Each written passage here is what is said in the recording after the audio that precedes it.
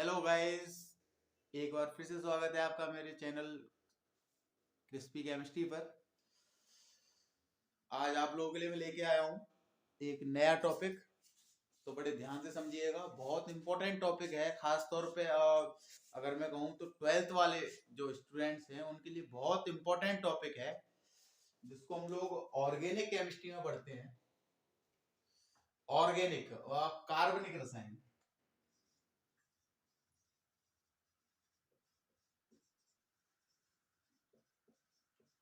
Organic chemistry आज लोग हम अब तक हम लोग जो पढ़ते आए हैं थोड़ा सा वो हमने पढ़ा है इनऑर्गेनिक के बारे में, लेकिन आज हम पढ़ेंगे ऑर्गेनिक के बारे में। अच्छा, एक आध स्टूडेंट की शिकायत आई है कि बोर्ड पे साफ दिखाई नहीं देता। तो गाइस उसके लिए मैं थोड़ा सा सॉरी बोलना चाहूंगा, क्योंकि ये लाइट थोड़ा लाइट ऑन कर दे। सॉरी स्टूडेंट्स, बोर्ड पे अगर क्लियर विजुअल नहीं आ रहा है तो आप लोग मेरे साउंड को सुन सकते हो, वो कोई नहीं है, लेकिन यहाँ मैं आपके लिए सुधार करूंगा थोड़ा सा। ठीक है गाइस, आज मैं आप लोगों को थोड़ा सा मैं समझाना चाह रहा हूँ। हालांकि मेरे पास ऐसा कोई ज्यादा अच्छा सिस्टम नहीं है भाई, तो इसलिए थोड़ा सा मैं कैजुअली कर रहा हूँ। आज हम लोग थोड़ा सा पढ़ेंगे ऑर्गेनिक केमिस्ट्री के बारे में, कार्बनिक रसायन के बारे में। अच्छा, अगर मैं आप लोगों से कहता हूँ कि हमारी जो केमिस्ट्री है उसको मेन तरीके से 2 या 3 भागों में डिवाइड किया गया है, जैसे ऑर्गेनिक, इनऑर्गेनिक, फिजिकल, जो 12th तक का होता है। उसके बाद तो कई सारे क्राइम केमिस्ट्री भी है और कई सारे टॉपिक्स हैं उसके, लेकिन आज हम थोड़ा सा ऑर्गेनिक के बारे में बात करेंगे। ऑर्गेनिक ऑर्गेनिक ऑर्गेनिक केमिस्ट्री मतलब कि कार्बनिक रसायन। अच्छा, अब अगर आप कहोगे कार्बनिक रसायन क्या होता है भाई, तो कार्बनिक रसायन थोड़ा सा नाम से ही समझ में आएगा। कार्बनिक कार्बनिक रसायन मतलब है कि रसायन की वह शाखा जिसमें हम लोग कार्बन और उसके यौगिकों का अध्ययन करेंगे। हालांकि हम रसायन में टोटली यौगिकों का ही अध्ययन करते हैं, कंपाउंड्स का अध्ययन करते हैं, लेकिन अभी थोड़ा सा हम लोग आगे चल रहे हैं। थोड़ा सा कार्बनिक रसायन में हम सिर्फ ओनली कार्बन के कंपाउंड्स का स्टडी करेंगे और किसी से हमें कोई मतलब नहीं है इधर। तो कार्बनिक रसायन जब हम पढ़ते हैं तो सबसे पहला पॉइंट आता है हम लोगों के लिए हाइड्रोकार्बन। हाइड्रोकार्बन। अब हाइड्रोकार्बन्स क्या होते हैं? हाइड्रोकार्बन्स को अगर हमें समझना है तो हाइड्रोकार्बन्स को समझने के लिए थोड़ा सा हमें ये समझना पड़ेगा कि हाइड्रोकार्बन्स क्या होते हैं। थोड़ा सा नाम से भी समझ में आ रहा होगा कि हाइड्रो प्लस कार्बन्स, मतलब हाइड्रो जो शब्द यूज हो रहा है वो फुल ऑफ यूज हो रहा है हाइड्रोजन के लिए। हाइड्रोजन प्लस कार्बन, हाइड्रोजन और कार्बन के एटम से या परमाणुओं से मिलकर जो नए कंपाउंड बनते हैं, जो नए यौगिक बनते हैं, उनको हम कहते हैं हाइड्रोकार्बन। अगर आप लोग नोट करना चाहो तो कर सकते हो कि हाइड्रोजन तथा कार्बन के परमाणुओं के मध्य बनने वाले बंधों के कारण जो नए यौगिक प्राप्त होते हैं, उन सभी यौगिकों को हम हाइड्रोकार्बन कहते हैं। अब हाइड्रोकार्बनों के बीच में जो बंध होते हैं, बॉन्ड होते हैं, वो सारे ही कौन से बॉन्ड होते हैं? सहसंयोजी बंध होते हैं। पहली बात, हाइड्रोकार्बन्स को अगर हमें समझना है तो हाइड्रोकार्बन्स में जितने भी हाइड्रोजन परमाणु और कार्बन परमाणु आपस में जुड़े हुए रहेंगे, वो सारे ही किससे जुड़े हुए रहेंगे? मोस्ट इंपोर्टेंटली स्टूडेंट्स, इस चीज को आप लोग ध्यान रखें कि वहां जितने भी कार्बन और हाइड्रोजन परमाणु जुड़े हुए रहेंगे वो सारे कौन से बंधों से जुड़े हुए रहेंगे? सहसंयोजी बंधों से। कौन से बंधों से?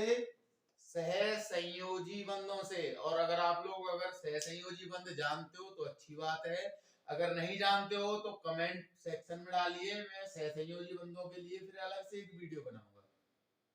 तो जहां कार्बन परमाणु और हाइड्रोजन परमाणु सहसंयोजी बंधों से जुड़े हुए रहते हैं, तो उन यौगिकों को, या अंग्रेजी में अगर कहूं तो उन कंपाउंड्स को, जहां carbon atom and hydrogen atom सहसंयोजी बंधों से जुड़े हुए रहते हैं तो उन कंपाउंड्स को हम लोग क्या कहते हैं, उन कंपाउंड्स को हम कहते हैं हाइड्रोकार्बन। क्या कहते हैं गाइस? हाइड्रोकार्बन। थोड़ा सा हिंदी में अगर कहीं मिस्टेक हो जाए तो कोई दिक्कत नहीं है। जहां ऐसे यौगिक या ऐसे कंपाउंड जिनमें हाइड्रोजन परमाणु कार्बन परमाणु के साथ में कौन से बंध से जुड़ा हुआ रहता है? सहसंयोजी बंध से।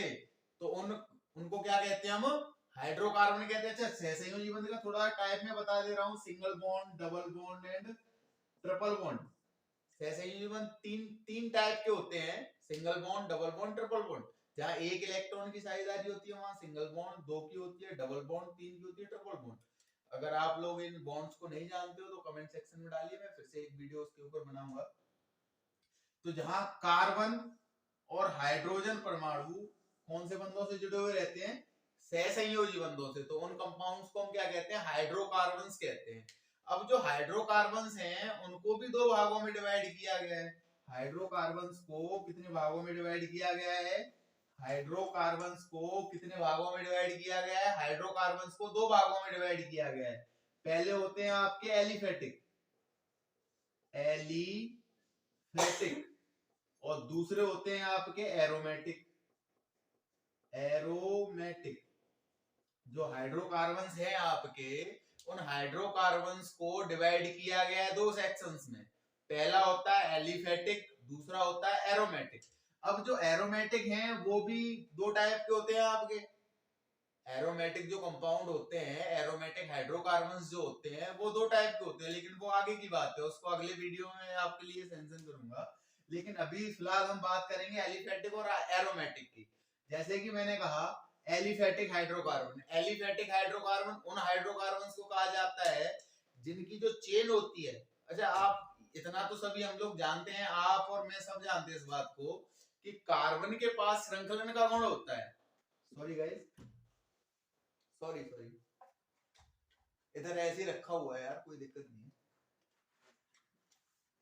कार्बन जो एटम होता है अपना, carbon atomic number 6, electronic number 2 4 1s2 2s2 2p2, ये होता है एटॉमिक कॉन्फ़िगरेशन उसका।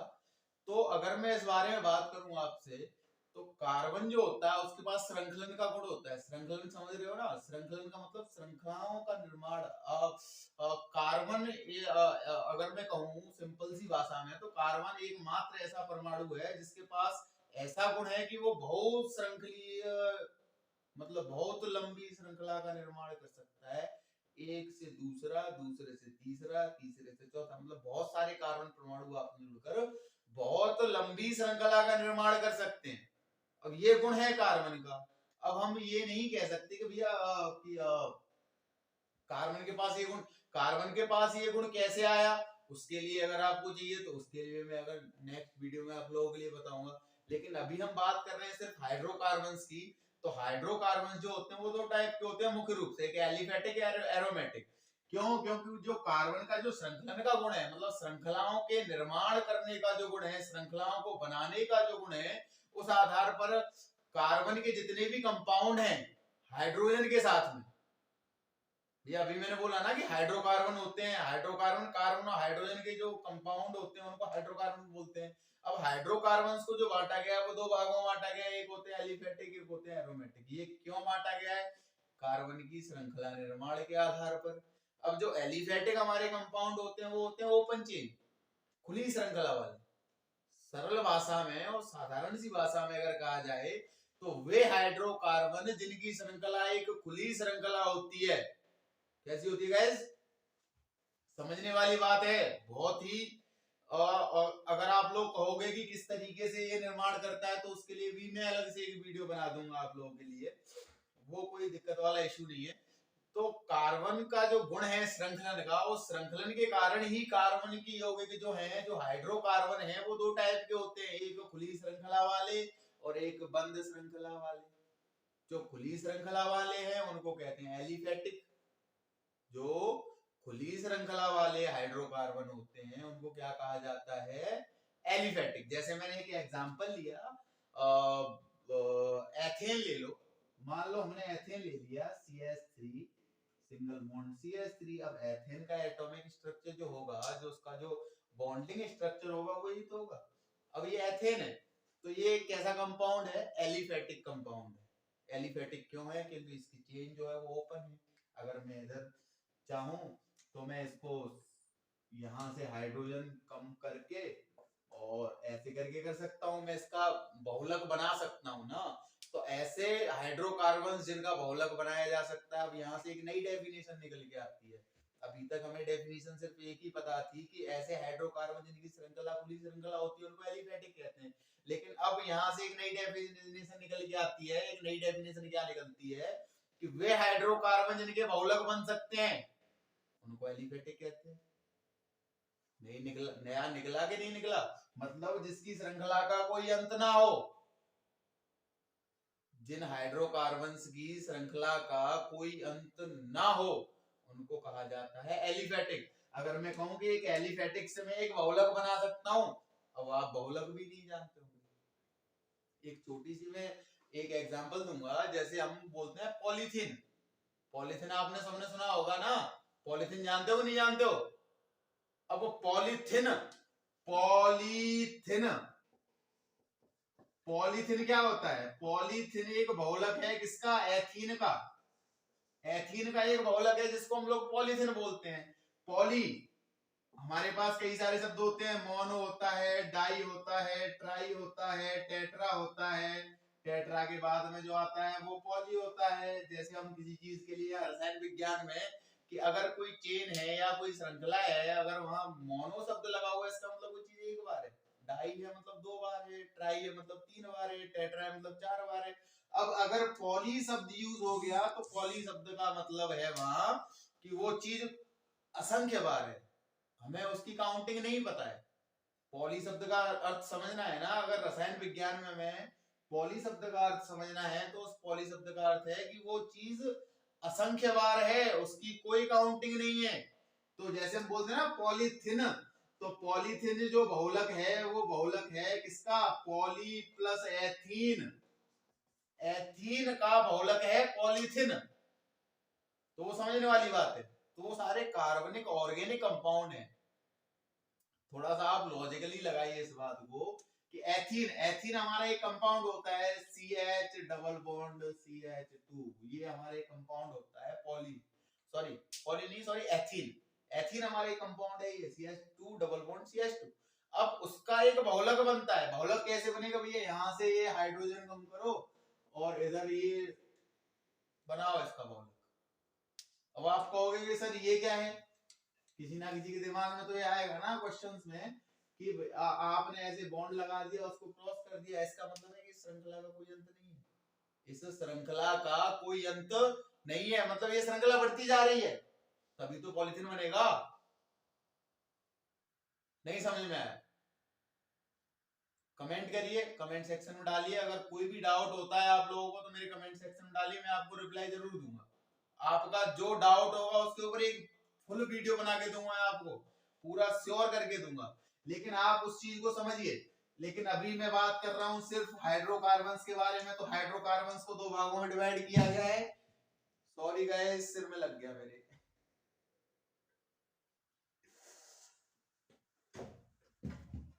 यार ये क्यों नहीं था, कोई नहीं, चलो चलता है वो तो ऐसे। तो खान सर ने भी बड़ा स्ट्रगल किया, हमारे फिजिक्स वाला अलग सर ने भी बड़ा स्ट्रगल किया, थोड़ा सा हम भी कर लेंगे, कोई दिक्कत नहीं, सिर में लगा है, कोई टेंशन नहीं। अब जो हाइड्रोकार्बन्स हैं उनको 2 भागों में डिवाइड किया गया, एलिफेटिक एंड एरोमेटिक। ध्यान में रखिए, दिमाग में रखिए, अपने दिमाग में रखिए इस बात को कि हाइड्रोकार्बन्स को कितने भागों में डिवाइड किया गया है, 2 भागों में। कौन कौन से, पहला एलिफेटिक एंड दूसरा एरोमेटिक। अब एलिफेटिक क्या होते हैं, अब एलिफेटिक होते हैं ओपन चेन, खुली श्रृंखला जिनकी होती है, जिनकी श्रृंखला का कोई अंत कहीं नहीं हो सकता। हम कहें कि जिन श्रृंखलाओं का कहीं कोई अंत नहीं हो सकता, कार्बन के पास श्रृंखलन का गुण होता है, और कार्बन की जिन श्रृंखलाओं का कहीं कोई अंत नहीं होगा उन हाइड्रोकार्बन्स को कहते हैं हम लोग एलिफेटिक हाइड्रोकार्बन्स। और जिन हाइड्रोकार्बन्स का अंत हो जाता है, जैसे मैंने आप लोगों के सामने एक ये स्ट्रक्चर दे दिया, अब इस स्ट्रक्चर का आपके पास में कोई रिसोल्यूशन है, अगर मैं आपसे कहूं कि इस श्रृंखला का जो आपके सामने बनी हुई है इसका कोई अंत है क्या? कोई अंत है?